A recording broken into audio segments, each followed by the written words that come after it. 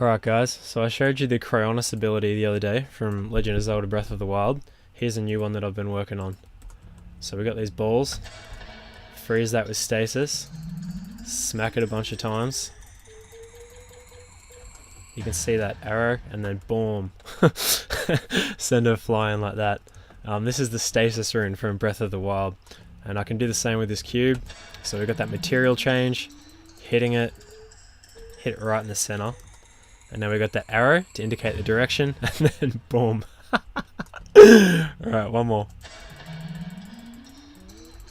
Each time you hit it, the pitch rises of that sound, the arrow gets larger, and then you send it flying like that. So there's a couple of things that are going on here. Like we've got the material switch, the particle system, the rising sounds, the rising ticking. Hopefully you can hear that.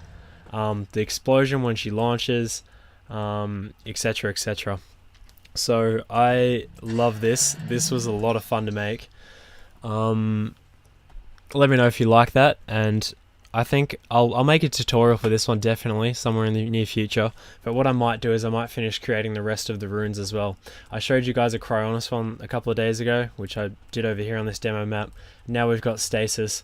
I'll cook up a Magnesis one, which should be pretty easy, and then some remote bombs, and then once they're all done, I might just do a mega series where I'll go through all of them and show you how to create them all, and a switching mechanic to switch between them all as well.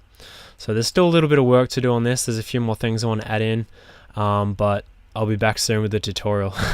Hope you guys liked it.